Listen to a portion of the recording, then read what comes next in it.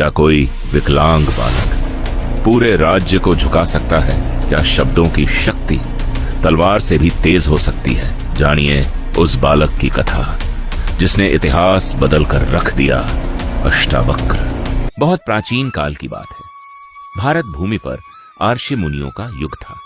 जंगलों में आश्रम बसे हुए थे जहां जीवन सरल था, लेकिन ज्ञान और तप की गहराई अपार थी। ऐसे ही एक शांत आश्रम में रहते थे आर्षि उद्दालक। उनके साथ उनके प्रिय शिष्य और दामाद ऋषि कहोड़ और उनकी पत्नी सुजाता भी रहती थी। कहोड़ ऋषि वेदों के बड़े विद्वान थे। उनका अधिकांश समय वेदों के अध्ययन, पाठ और चिंतन में बीतता था। वे रात रात भर दीपक की रोशनी में वेदों का उच्चारण करते रहते। सुजाता एक संस्कारी और शांत स्वभाव की स्त्री थी।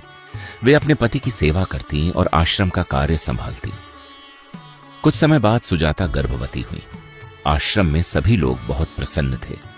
उद्दालक आर्षि रोज मंत्रोच्चार करते ताकि गर्भ में पल रहा बालक श्रेष्ठ संस्कारों वाला बने। लेकिन यह बालक साधारण नहीं था।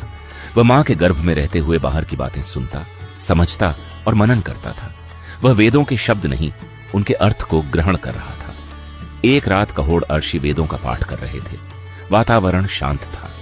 तभी अचानक गर्भ से एक कोमल लेकिन स्पष्ट आवाज आई, पिताजी, आप वेद तो पढ़ते हैं लेकिन कुछ शब्दों का उच्चारण सही नहीं है। सभी आर्षि चौंक गए। गर्भस्थ बालक आगे बोला, केवल शब्द दोहराने से ज्ञान नहीं मिलता।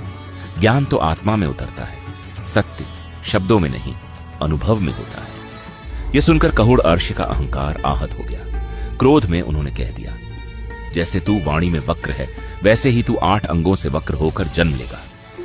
समय बीता और बालक का जन्म हुआ। सचमुच उसका शरीर 8 स्थानों से टेढ़ा था। गर्दन, पीठ, हाथ और पैर वक्र थे। इसलिए उसका नाम रखा गया अष्टावक्र। हालांकि उसका शरीर टेढ़ा था, लेकिन उसके चेहरे पर शांति थी और आंखों में अद्भुत तेज था। इधर अष्टावक्र के जन्म से पहले ही आर्षि कहोड़ को धन की आवश्यकता हुई। वे राजा जनक की सभा में शास्त्रार्थ करने चले गए। वहां एक भव्य आयोजन हुआ था। राजमहल के सामने हजारों गायें खड़ी थीं, जिनके सींग सोने से मढ़े थे और गलों में हीरे जवाहरात जड़े थे। घोषणा थी, जो विद्वान शास्त्रार्थ में विजय प्राप्त करेगा, ये सभी गायें उसी को मिलेंगी। लेकिन जो हारेगा उसे मृत्यु दंड भी दिया जा सकता था। कहोड़ ऋषि का सामना राज्य के महापंडित वंदिन से हुआ। वंदिन अत्यंत चतुर था। दुर्भाग्य से कहोड़ ऋषि शास्त्रार्थ में हार गए। नियम के अनुसार वंदिन ने उन्हें जल में डुबो दिया। कहोड़ ऋषि की मृत्यु हो गई। कई दिन बीत गए, लेकिन कहोड़ वापस नहीं लौटे। तब उद्दालक ऋषि ने खोज करवाई। सत्य सामने आया कि कहोड़ की मृत्यु वंदिन के हाथों हो चुकी है। यह दुखद सत्य अष्टावक्र से छुपा लिया गया। वह अपने नाना उद्दालक को ही अपना पिता समझकर बड़ा होता रहा। समय बीतता गया। 12 वर्ष पूरे हो गए। अष्टावक्र ने गर्भ में ही नहीं बल्कि आश्रम में भी लगातार अध्ययन किया। उसने वेद, उपनिषद, दर्शन और आत्मज्ञान का गहरा अभ्यास किया।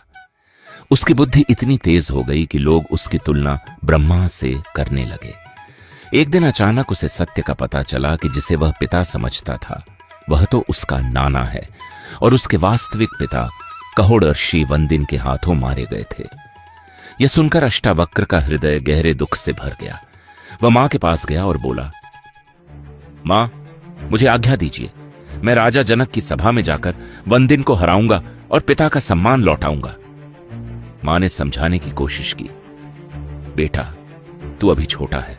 वहां बड़े बड़े विद्वान हैं। तुझे अपमान का सामना करना पड़ सकता है।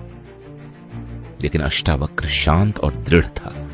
उसने कहा, मां, शरीर चाहे जैसा हो, लेकिन ज्ञान की शक्ति पर कोई रोक नहीं होती। अंततः वह अपने मामा श्वेतकेतु के साथ मिथिला की ओर चल पड़ा। उस समय राजा जनक की नगरी में महायज्ञ का आयोजन चल रहा था। देश भर से विद्वान आए हुए थे। जब अष्टावक्र राजमहल पहुंचा और भीतर जाने लगा तो द्वारपाल ने उसे रोक दिया। बालकों को सभा में प्रवेश की अनुमति नहीं है। केवल वृद्ध और चतुर ब्राह्मण अंदर जा सकते हैं। अष्टावक्र ने गंभीर स्वर में कहा, क्या केवल सफेद बाल ही वृद्ध होने का प्रमाण है? जो ज्ञान में पूर्ण हो वही सच्चा महापुरुष होता है, चाहे वह बालक ही क्यों न हो। हम यहां राज पंडित वंदिन से शास्त्रार्थ करने आए हैं। उसकी वाणी सुनकर द्वारपाल चकित रह गया और उसने प्रवेश दे दिया। सभा में प्रवेश करते ही सब लोग अष्टावक्र के शरीर को देखकर हंसने लगे। उसका चलना अजीब था, शरीर टेढ़ा था। पूरी सभा में मजाक उड़ने लगा, लेकिन अष्टावक्र स्वयं मुस्कुराने लगा। राजा जनक ने पूछा, बालक, सब तुझ पर हंस रहे हैं, तू क्यों हंस रहा है? अष्टावक्र ने गंभीर स्वर में कहा, राजन, मैं इस सभा पर हंस रहा हूं जहां ज्ञानियों की जगह चमड़े के व्यापारी बैठे हैं। सभा में सन्नाटा छा गया। राजा ने पूछा, तू कहना क्या चाहता है?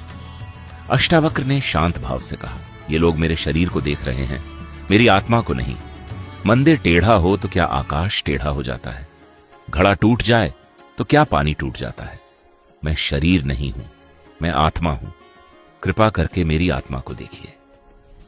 उसके शब्दों ने पूरी सभा को हिला दिया। सभी पंडित लज्जित हो गए। फिर अष्टावक्र ने कहा, हे राजन, अब मैं उस वंदिन से मिलना चाहता हूं जिसने मेरे पिता को हराया और डुबो दिया। मैं उससे शास्त्रार्थ करना चाहता हूं। राजा जनक ने कहा, बालक, वंदिन बहुत चतुर है, कहीं तू हार ना जाए। अष्टावक्र बोला, राजन, मेरा शरीर छोटा है पर विचार विशाल है। राजा जनक ने उसकी बुद्धि की परीक्षा ली, कठिन प्रश्न पूछे। अष्टावक्र ने तुरंत सटीक उत्तर दिए। राजा अत्यंत प्रसन्न हुए और बोले, अब मुझे विश्वास है तुम वंदिन से शास्त्रार्थ के योग्य हो। शास्त्रार्थ आरंभ हुआ। आत्मा, ब्रह्म, सत्य, माया जैसे गूढ़ विषयों पर संवाद हुआ। अंततः वंदिन अष्टावक्र के ज्ञान के आगे निरुत्तर हो गया। उसने हार स्वीकार कर ली। सभा गूंज उठी, अष्टावक्र की जय, धर्म की जय। राजा जनक और सभी विद्वानों ने अष्टावक्र को प्रणाम किया। तब अष्टावक्र ने कहा, जिस प्रकार इसने मेरे पिता और अन्य ब्राह्मणों को जल में डुबोया, उसी प्रकार इसे भी दंड दिया जाए। सभा चुप हो गई। राजा जनक ने कहा, मैं आपकी आज्ञा का समर्थन करता हूं। तभी वंदिन बोला, मैं यह दंड स्वीकार करता हूं। इससे मुझे मेरे पिता वरुण देव के दर्शन होंगे। लेकिन जाते जाते मैं आपको एक वरदान देता हूं। अभी इसी क्षण आपके पिता और सभी ब्राह्मण जीवित अवस्था में लौट आएंगे। तभी जल में हलचल हुई। देखते ही देखते आर्षिक घोड़ और अन्य ब्राह्मण जल से बाहर आ गए। सभा आश्चर्य से भर गई। सभी ने अष्टावक्र और राजा जनक को प्रणाम किया। राजा जनक ने उन्हें सम्मान और उपहार देकर विदा किया। अष्टावक्र के ज्ञान, तेज और पिता के पुनर्जीवन ने राजा जनक को भीतर तक बदल दिया। अगली सुबह राजा जनक ने अष्टावक्र को देखा और घोड़े से उतरकर साष्टांग प्रणाम किया और कहा, महामुनि, कृपया मुझे वह ज्ञान दीजिए जो मृत्यु से परे है, जो आत्मा को जानने वाला है, जो जन्म और मरण के बंधनों से मुक्ति दिलाता है। राजमहल को विशेष रूप से सजाया गया। अष्टावक्र के लिए उच्च सिंहासन लगाया गया। 12 वर्ष का वह बालक अब गुरु की आसंधि पर बैठा था। जनक ने हाथ जोड़कर कहा, हे ऋषिवर, आत्मा क्या है? यह बंधन क्या है?